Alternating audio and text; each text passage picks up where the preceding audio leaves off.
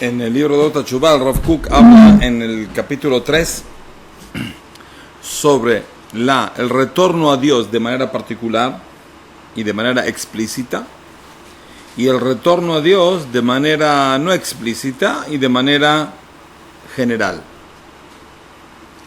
Una de las claves para entender lo que el Rav Kook nos habla es el asunto del Rav Kook. No es una cosa que él inventó, pero él sí lo ahincó y lo fundamentó. Es el asunto de ver a la persona no únicamente como individuo, sino como parte de un colectivo. Como parte de un colectivo. Es decir, hay una persona que vive, y esa persona que vive es parte de un colectivo. Dónde nació, dónde se crió, familia, genes, y demás, y demás, y demás. La influencia, es decir, hay una discusión entre Freud y uno de los más grandes alumnos de él. Freud decía de que una persona es, cómo una persona se comporta, está totalmente influenciado por su, para explicarlo de manera sencilla, por su cómo enfrenta la identidad sexual de él y cuáles son las cosas que él vio y sintió específicamente en los... ¿Usted es nuevo? Sí. De Brasil, ¿no? ¿Qué va a hacer? Se sacan de encima los franceses de acá para que vengan brasileños. Todo, bueno, no importa. Entonces,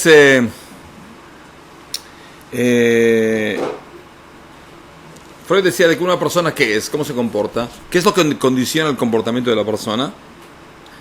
Los traumas pasados por él por su contención sexual, su enfrentamiento a su libido sexual y demás, y especialmente lo que pasó en el embarazo y hasta los 3 primeros años, especialmente los 3 primeros años, de manera consciente. Y esas cosas tan arraigadas que esos van a determinar su forma de acción. Es decir, para Freud una persona se comporta de cierta manera y tiene el porqué ya lo tiene escrito. Quiere decir que uno es una especie de determinación psicológica. Uno de los más grandes alumnos de él, que después se apartó bastante de él, que se llama Carl Jung, alemán, o austríaco. Si fuera de austríaco y de alemán, no como, de la zona. Él dijo de que, aparte de lo que Freud dice, hay otra cosa que sí influye mucho a la persona de cómo pensar y cómo actuar, es a qué la influencia del pueblo de donde él salió. Es decir, una persona no es únicamente el hijo de un padre y una madre, y el comportamiento del padre y la madre influyen a él. No. El padre, la madre y él son también partes de un conglomerado que se llama pueblo. Tal pueblo que tiene sus raíces históricas, sus raíces raciales, sus raíces de lengua y demás, y cultura, que de cierta manera no determinan de manera total, pero influyen de manera totalmente arraigada a la persona.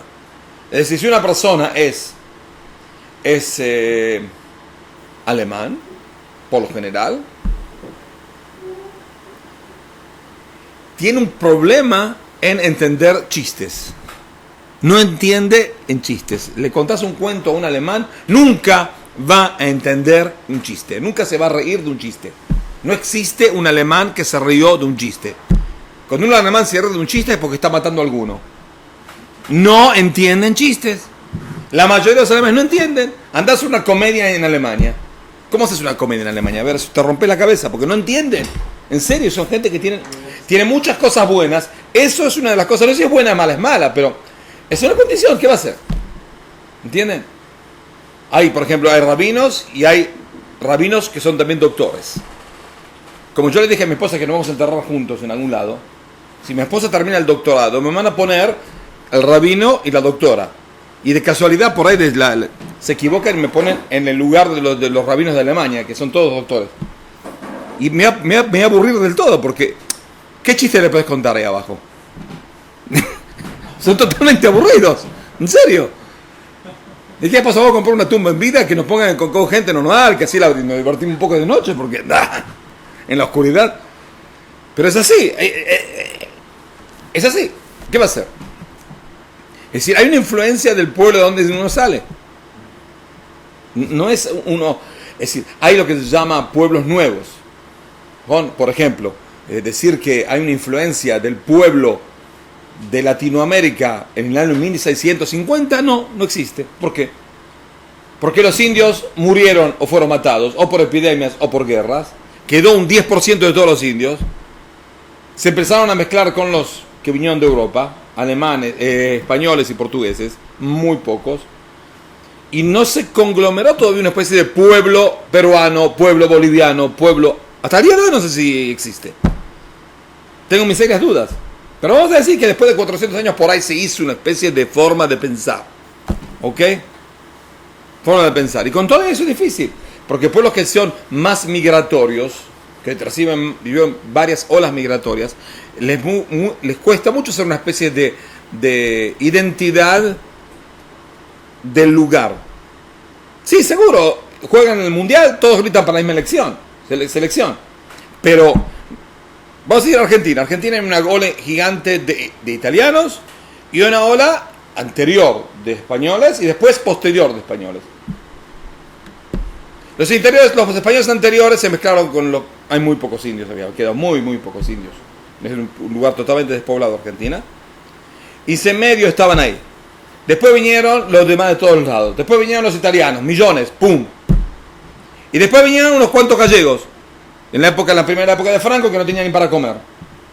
O antes de Franco, en la época de la República. Y se vinieron, hubo 3 millones de más de gallegos. De españoles. Por lo general se llaman gallegos, porque vinieron la mayoría de Galicia. Ahora uno ve un gallego, es un gallego. Y un italiano es un italiano. Y por ahí se casa el gallego con el italiano, el hijo va a ser medio gallego, medio italiano. Son muy distintos. Muy distintos. Los italianos, como todos los italianos, se la pasan buscando una falda. Y se la pasan comiendo y se la pasan riendo. Y no hacen nada. Por lo general. Los españoles, mucho más serios. Y más testarudos. Sí, la vida. Sí. ¿Cuál es el propósito de todas estas generalizaciones y también de decir estas cosas? ¿Para qué estudiamos esta porquería? No sé, ahí dice todo. No, está bien, no hay problema. Yo no dije eso, No, yo digo. Bueno, está bien. Pero, o sea... ¿Qué tiene que ver? Todo eso. No, más que qué tiene que ver, digo, ¿cuál es el propósito de hacer esas generalizaciones? Porque está al borde de decir que todos los judíos es esto. No, los judíos son los peores que hay. No, ¿me entienda? Pero le explico cómo viene el asunto. ¿Para qué? Yo nada más explico teorías psicológicas de Freud y de Jung. ¿Por qué?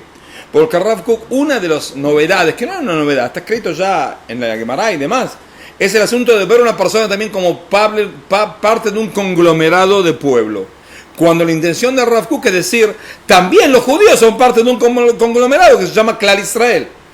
La generalidad del pueblo de Israel, que con todo que nos desparramamos por todos lados del mundo, con todo eso hay un algo. Es decir, si los alemanes tienen un algo, y los brasileños tienen un algo, y los chinos tienen un algo, y los rusos tienen un algo, también los judíos tienen un algo. Después discutimos qué es ese algo. Pero primero que hay que entender de que los judíos no son nada.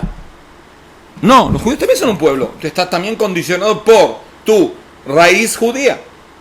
Y vamos a discutir ahora qué significa ese. Es decir, antes de discutir qué significa el judaísmo, hace falta entender de que el judaísmo es algo que tiene que ver con un pueblo. No es una idea académica del doctorado de tal profesor en la China que discute con un profesor de Japón sobre el judaísmo. No, es algo que tiene que ver con nuestra vida como pueblo. Y eso no lo dijo Freud, no lo dijo Rav Kook, lo dijo también Jung. El Rav Kook lo dijo antes de Jung, eso es cierto. Antes, lo dijo 30, 40 años antes de Jung. Pero con todo eso Jung también explicó eso. De que hay cosas que determinan la conducta de la persona que no tienen nada que ver con qué vida vio en su familia, qué problemas tuvieron en el embarazo, qué problemas tuvo su enfrentamiento con su libido sexual y demás. No tiene nada que ver.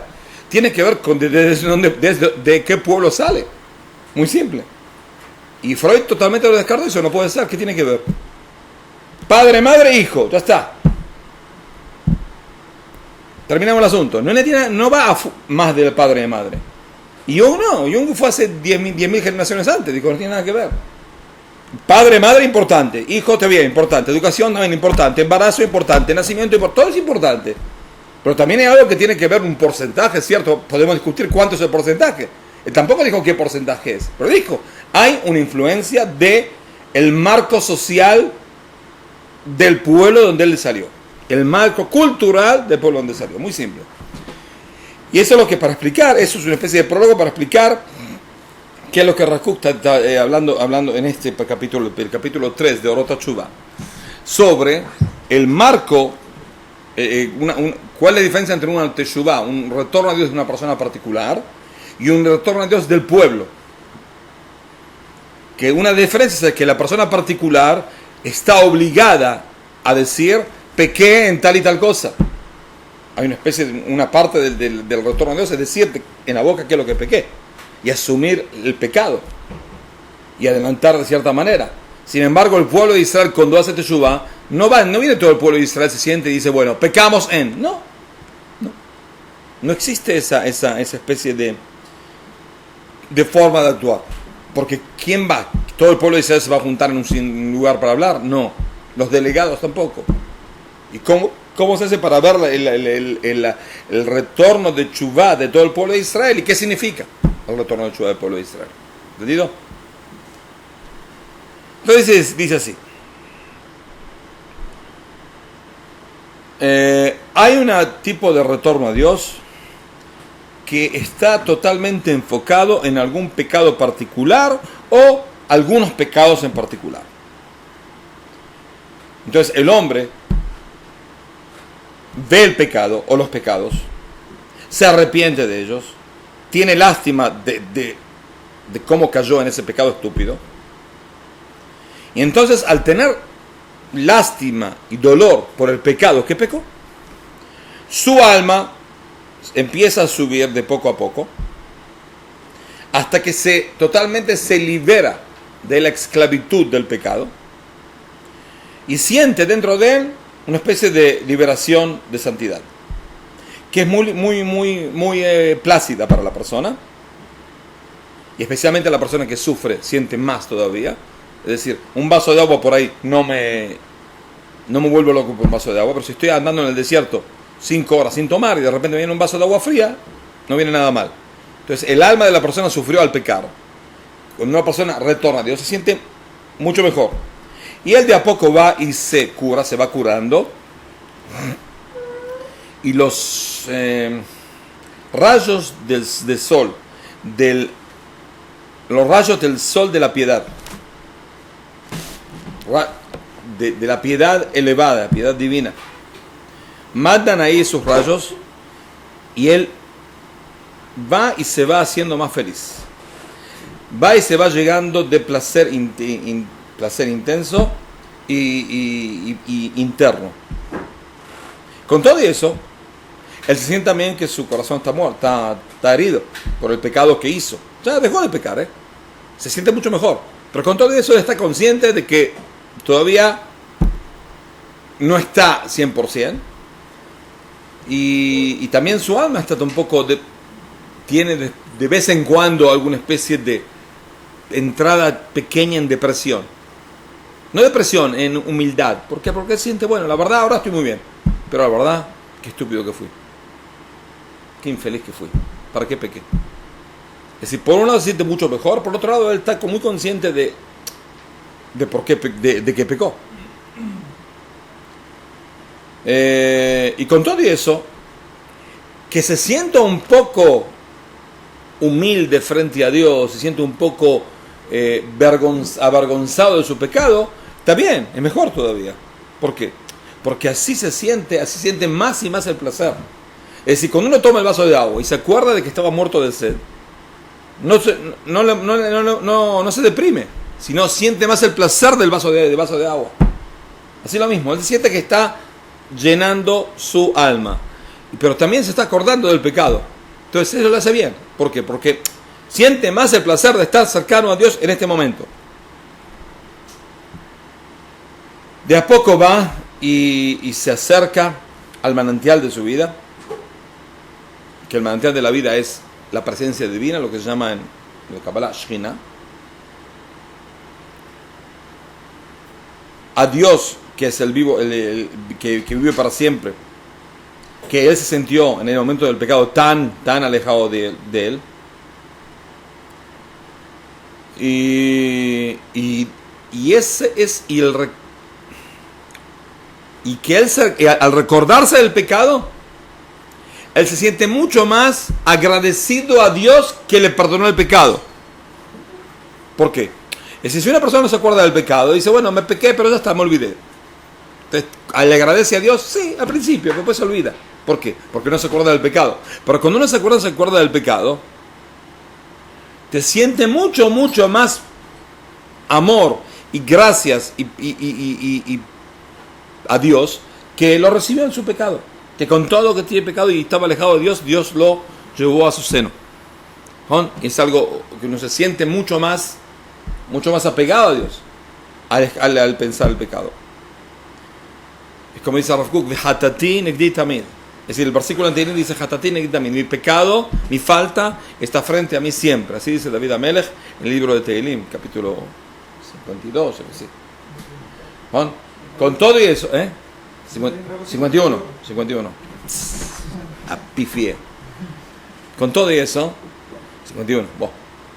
El Rav Kook en la oficina de él, me sentaba, tenía en la mesa la gente que venía a verlo y a preguntarle preguntas, y iban a sentarse con él, y frente a él, es decir, atrás de la persona que lo iba a ver, hay un cartel en la pared puesto, que ahí decía el versículo, mi falta está frente a mí siempre. Es decir, él veía a la persona y levantaba un poco los ojos. ¿Qué es lo que veía? El cartel que le hacía acordar el pecado de él. Ahora, ¿qué significa el pecado de Rav Kook? Él mismo escribe, ¿qué es pecado de una persona santa? El pecado de una persona santa es dos tipos de pecados. Uno es que no está enfocado en la cosa más apropiada que tiene que estar enfocado. Es decir, hace bien acá, hace bien acá. Dios quiere que ahora se ocupe de este tipo de bien. Y él se equivoca y hace otra cosa buena. No es un pecado. Hace otra cosa buena.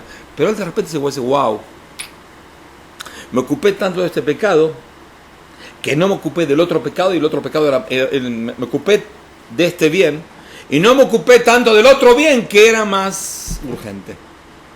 Es un pecado. Tuvo 2 horas rezando y se olvidó que tenía que preparar la clase para dar una clase. Y por eso la gente se desmayó de la calidad de la clase, pero si él la preparaba, era mucho más importante. Qué lástima. Ese es un tipo de pecado. No enfocarse en el enfoque divino, justo, es un pecado. Ojalá nosotros el pecado. El primero. Segundo tipo de pecado es cuando el santo tiene una posibilidad de elevarse hasta cierto lugar y él se conforma en llegar un poco menos. Pequé. ¿Por qué pecó?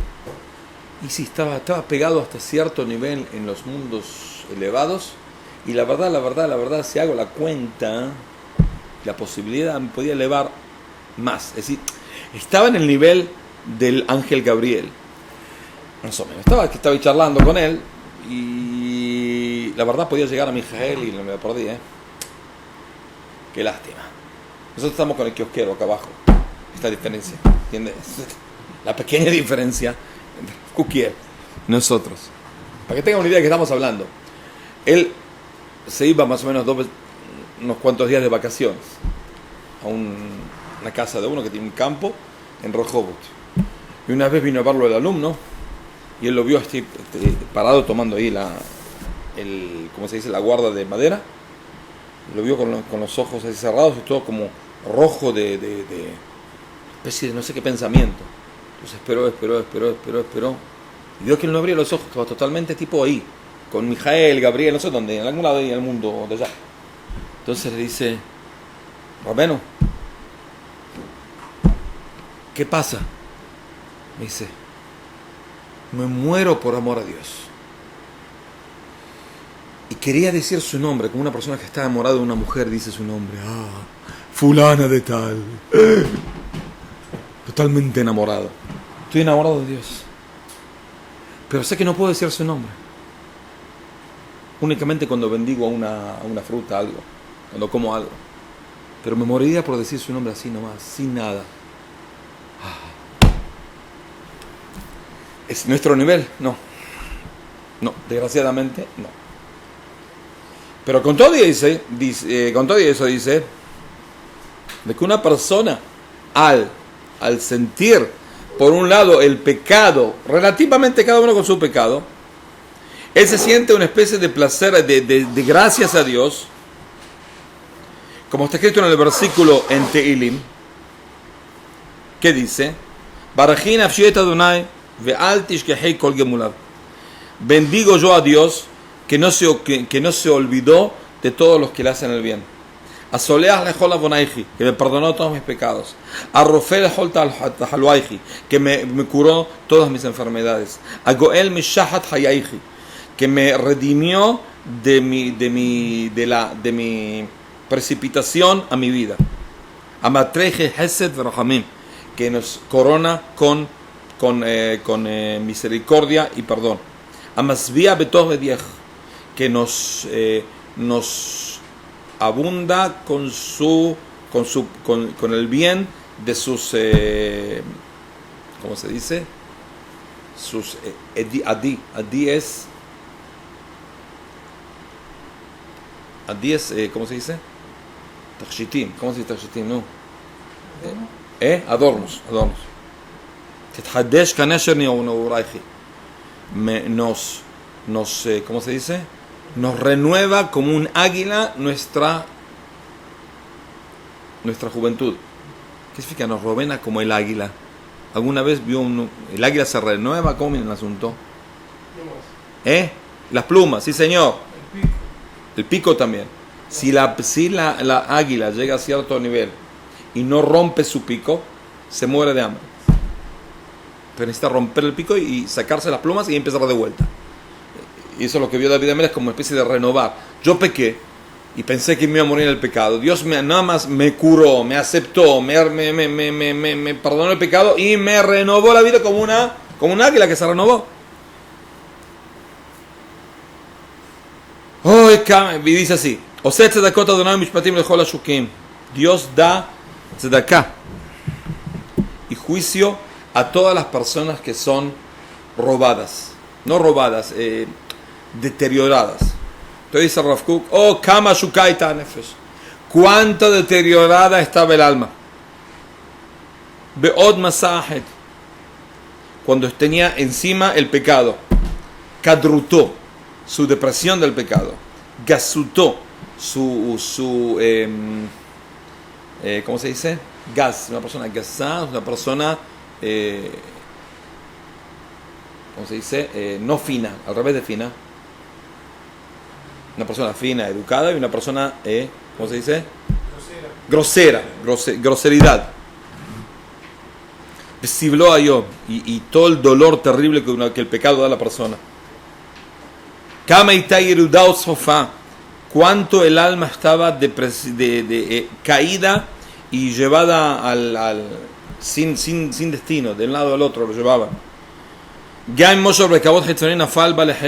Aunque tenía todavía, aunque de manera que no tiene nada que ver con el pecado, una persona por lo menos se lo vivía bien. Estaba en un yate estaba en un yate pescando ¿cómo se dice? En la isla Menorca, tomando un poco de sol y un martini, y le estaban preparando ahora el sauna para que no persona, pero está lleno de pecados. Entonces él, aunque sea millonario, aunque sea vive muy bien, él se siente totalmente mal. ¿Por qué? Porque el pecado no amaina, es decir, al revés, la riqueza no amaina el pecado, el dolor del pecado. Mayor el colón y matoja primí, toja jaimo, meduldal viabesh. ¿Qué es lo que sirve todo el capital y la plata de la persona y la situación socioeconómica cuando de adentro está todo podrido, está todo seco y podrido? Es decir, el judaísmo dice, no tiene una persona que tiene que ser pobre.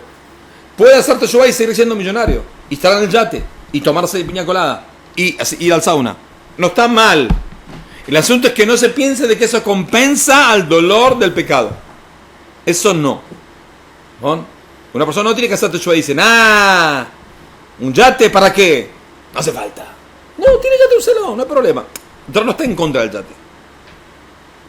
Pero no piensa de que el yate es la cúspide de la felicidad del mundo. No, hay otras cosas un poco más importantes. No estamos en contra del materialismo. Estamos en contra del materialismo como finalidad. Esa es mi felicidad. Con mi felicidad, comprar un avión particular. ¿Para ir a dónde? No sé. ¿Para qué vas a dónde? No sé. Y quédate en tu casa, estúpido. ¿Cuál es el asunto? Subir de avión, bajar de avión, bajar de avión. ¿Y qué vas a hacer? No sé, después vemos.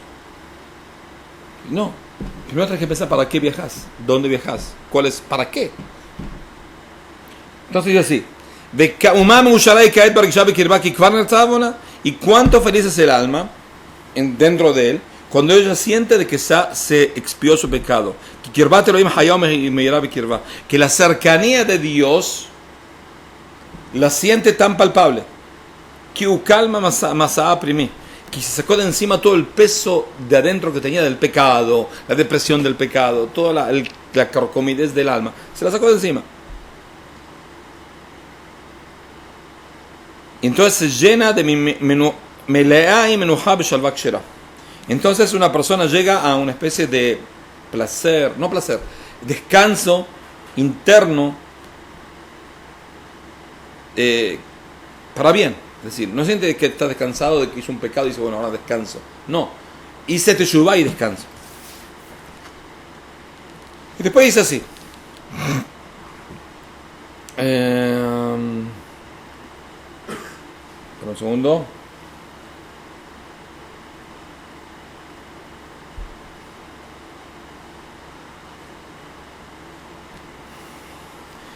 Después dice así, Yeshna od argashat teshuva stamit karit. Hay otro tipo de teshuva, que es la teshuva que no tiene nada que ver con el pecado específico. Pequé en tal pecado, me arrepiento de tal pecado. No. Es una especie de sensación de que una persona dice, bueno, pequé, tengo pecados, pero anhelo hacer teshuva. Él no sabe detallar qué pecados pecó.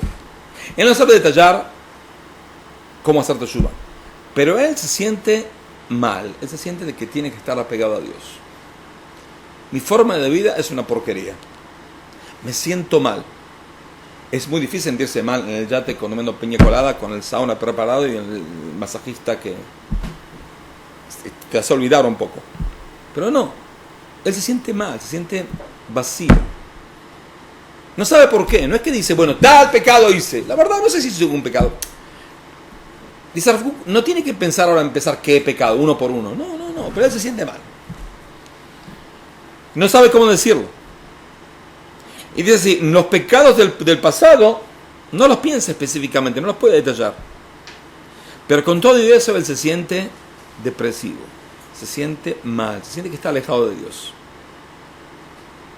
Se siente que está lleno de pecados, pero no sabe qué pecado. Ya, no es que él sabe qué pecado pecó, se siente alejado de Dios, se siente de que él está solo.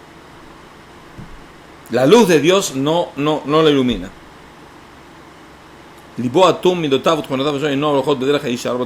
Él ve que su corazón está como cerrado. No siente nada. No va por buenos caminos porque no siente nada. Y no siente nada porque vive una vida de porquería. Y la vida de porquería es porque está alejado de Dios. Y está alejado de Dios por sus pecados, pero no piensa en los pecados. Él dice, yo soy una vida de pecador, yo sé, pero estoy como un gato encerrado. No sabe por qué está encerrado, pero él se siente mal. Puede haber otra vida. Yo veo gente contenta, veo gente feliz. No soy feliz. Siento mal.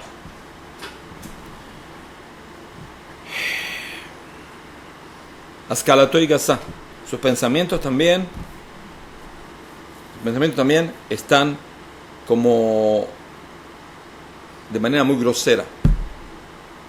Como el capítulo 51 de Teirim. Que dice Lev Taor Hadesh Bekirbi.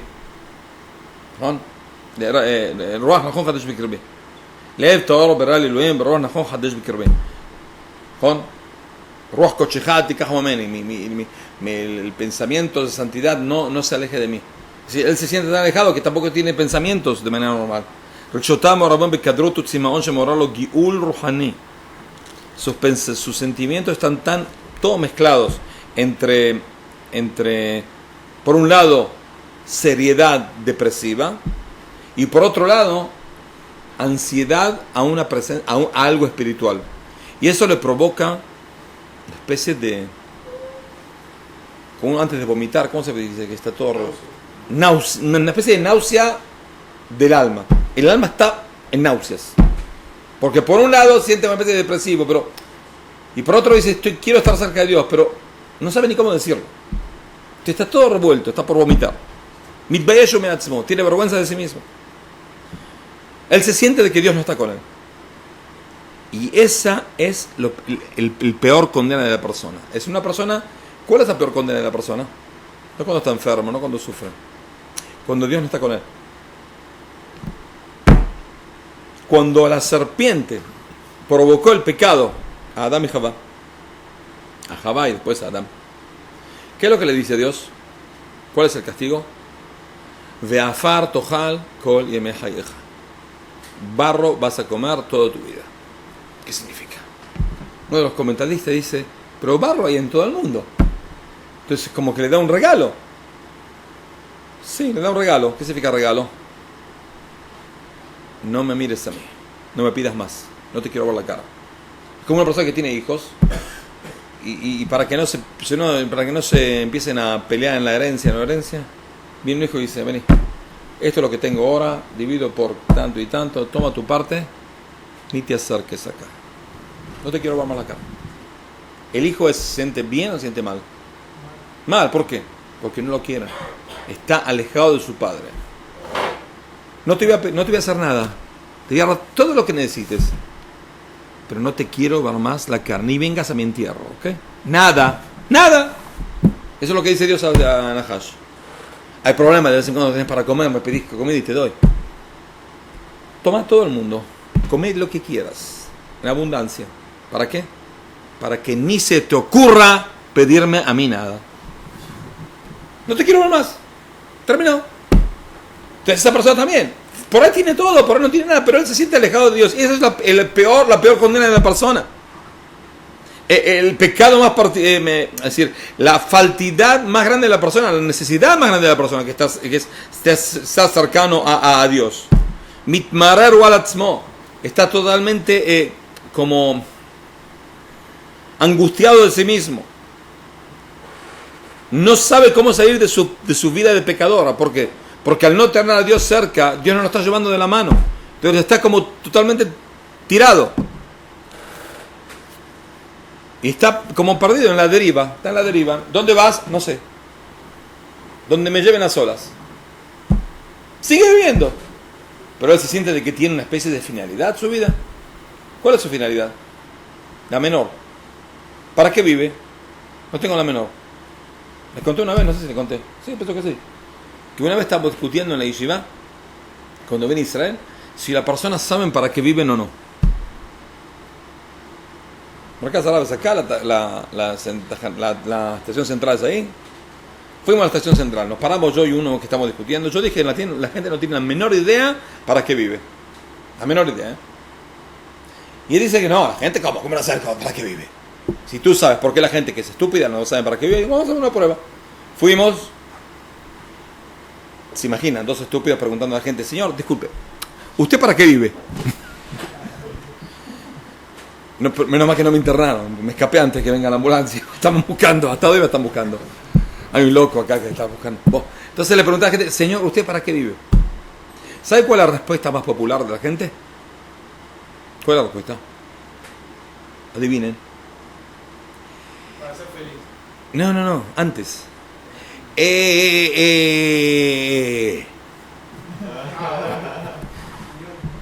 No tiene la menor idea, No, nunca se preguntó así. No es que viene un estúpido y le preguntó. Ellos no se preguntaron así mismo para qué viven. Porque no se pega un tiro. Está bien, pero una persona tiene que estar más o menos. Vamos a decir que te pregunto ahora para qué vivís. ¿Tenés algo que decir? La gente nunca lo pensó. Viven una especie de inercia. Nací y de algún lado me voy a morir. Espero lo más lejos posible. Lo menos doloroso que pueda ser. Lo que pueda aguantar, aguanto. Lo que no, no. Estoy a la deriva. Vamos a ver dónde me lleva la vida. No saben, la gente no tiene una finalidad. Todo lo que dice Rav Kook, hay gente que está tan envuelta en el pecado, ni sabe qué es pecado. Es una vida podrida, alejada de Dios. Entonces no tiene la menor idea para qué vive. Y eso no tiene nada que ver con religión, Hay gente que no es laica, total, no cumple nada, pero saben para qué viven. Equivocados, no. Después discutimos para qué. Pero tienen algo. ¿Para qué vivo? ¿Cuál es la finalidad? Hacer una unión del proletariado mundial. Bueno, hacemos una revolución comunista mundial y terminamos todo este asunto del capitalismo estúpido que nos está carcomiendo la vida. Bueno, tiene una idea. Equivocado, no equivocado. Tiene para qué vivir el pobre. Sin pecado, no pecado. No estamos hablando de pecado. Es una estupidez, pero no importa. Por lo menos tiene una estupidez que lo llevo yo. Estupidez es. ¿Para qué vivís? Para ver el partido una vez por semana. Esta es mi vida. La vida de él es entre partido y partido de fútbol. ¿Qué es lo que hace en el medio? No, en el medio está soñando cómo va a ver el partido. Planeando cómo va a llegar a ver el partido. Cómo va a venir el vestido del partido. ¿Qué insulto va a decir al referee en el partido? Está todo planeado. ¿Entiendes? Pero por lo menos tiene algo para vivir. No tiene nada, Y por el dolor de su alma, viene la teshuvá. La teshuvá viene a ser como una especie de cura de un médico. El sentimiento de la teshuvá y la profundidad del entendimiento de la teshuvá y su entrada de la teshuvá en lo profundo del alma, al entrar vía Torah y la fe y el comportamiento, entra dentro de su alma y la cura. Tenemos seguro de que la teshuvá puede llegar a curarlo. Curarlo de manera general. La teshuvá no va a decir, bueno, espera un segundo. Usted se pone tefilín de manera al revés. Haga teshuvá. Usted hace tefilá de tal manera. Más teshuvá. No. Es una especie de sensación de que ahora me siento acercado a Dios. Y esa sensación le da a la persona una especie de espíritu de sentimiento para bien. Y como dice el versículo en el libro de Yeshayahu, en el capítulo 66, como una persona que su madre lo acompasó. Es decir, el niño viene, me caí, me duele acá. Y la madre, bueno, no pasa nada, te va a doler menos. Así yo los voy a curar. Es decir, la madre no le dice al hijo, después de ver que no se sacó la mano del lugar, ¿no? No empieza a decirle, bueno, ¿es verdad? No me entendés. Hay nervios en el dedo. Muchísimos nervios. El sistema nervioso es muy, muy desarrollado en los dedos. Y te duele porque es una especie de fosfatigosis de la sangre que llega al... ¡No! ¡Infeliz! Al hijo tienes que hacer de bueno, abrazalo, sin entrar en detalles. Al niño le importa un pepino si le duele porque los nervios tienen una especie de fosfatigosis sanguínea o otro problema. El niño quiere que la madre lo abrace, eso es todo lo que quiere. Este tipo de teshuvá es así. Dios abraza a la persona. Sin ocuparse de este pecado, de otro pecado. No es eso el tema. Siente él, y cada día y día más, que Dios está a favor de su teshuvá de manera elevada. Está cada vez más seguro, más claro, más visto, más entendido por la luz del pensamiento. y más si estudia las raíces de la Torá. Y él va y está cada vez más elevado. Su depresión y su falta de paz interna se fueron. Pero en vez de eso que tiene ahora, más y más luz en su vida. Él se llena de fuerza. Sus ojos se están brillando de fuego de santidad. Es como que su corazón se inmergió se emergió en los ríos de santidad, de pureza. Ama a todos. Su alma está pidiendo tomar de Dios. Está como se dice, sedienta de Dios. Y al estar más cercano de Dios, más se llena. Y más todavía.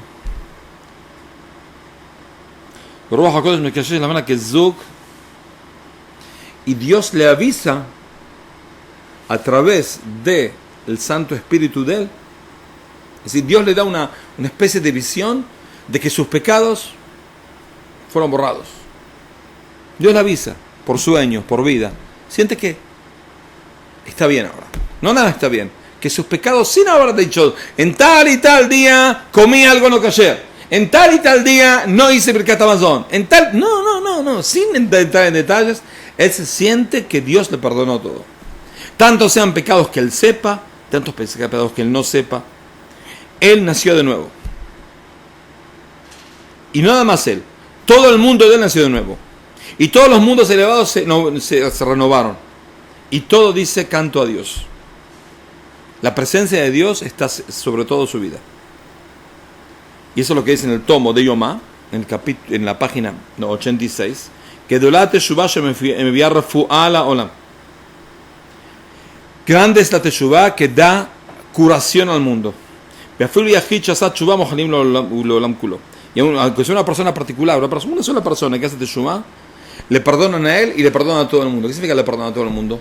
Al hacer Teshuvah, él está elevándose, no a él mismo, está elevando a todo el mundo. El mundo es distinto.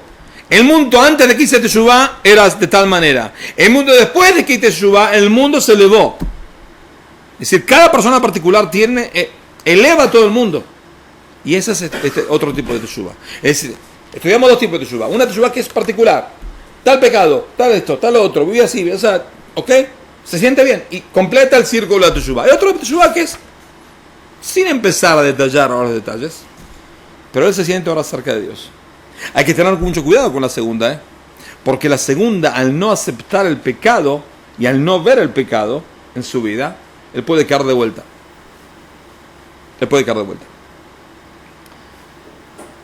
Por eso hay que tratar de usar las dos cosas. Por un lado, estar consciente de su pecado, y por otro lado, sentir de que él quiere estar cerca de Dios. Como dice el versículo, Li kirvat Hashem li tov. Para mí, estar cerca de Dios es el bien. Como dice David Amelech, que gamul alei imo, que gamul alei nafshi. Como un niño que la madre lo amamanta, así quiero estar cerca de ti. Es decir, la más cercanidad del hijo con la madre, que es cuando lo amamanta, cuando él toma leche de su madre. Por eso es muy importante fijarse de él. Hay toda una teoría psicológica de Gestalt que se llama de todo el lazo entre la madre y el hijo y demás. Pero eso es lo que dice David Amelech. Yo quiero sentirme cerca tuyo. Yo soy el más grande sabio de la Torah de la época. ¿No? David Ubedinot, ¿no? Y yo quiero ser un niño. Quiero estar cerca tuyo. Sentirme como un niño que está amamantando a la madre. Eso es lo que quiero, nada más. Nada más que sentir la cercanía de Dios. Y eso cura todo. Y eso adelanta todo. ¿Entendido? Que tengamos buen año si Dios quiere. Y Tafshin Tet, este año que se va, yo siempre dije de Tafshin Tet, que tengamos buenos ojos para ver todo para bien. Y si tengamos buenos ojos para bien, vamos a pasar Tafshin Pei. Y Tafshin Pei se puede ser que sea un año de Poriut, de desarrollo, de adelanto. Una persona no puede adelantar si no tiene buenos ojos. Si no ve para bien las cosas, ve todo podrido. Siempre hay gente que la ve todo podrido. Siempre ve la mitad del vaso vacío. Siempre, tipos asquerosos así. Siempre está mal. Siempre. Este micrófono podrido, asqueroso, no funciona, no se me escupe. Siempre está con críticas a él mismo y al mundo. Y así no se puede vivir. Es una vida de porquería. Aunque sea un santo, aunque no peque, su vida es una porquería. Sin embargo, si una persona tiene buenos ojos, va para bien todo. Que tengamos buenos ojos, que tengamos un año de desarrollo, de procreación y demás. Tarde, pero no importa.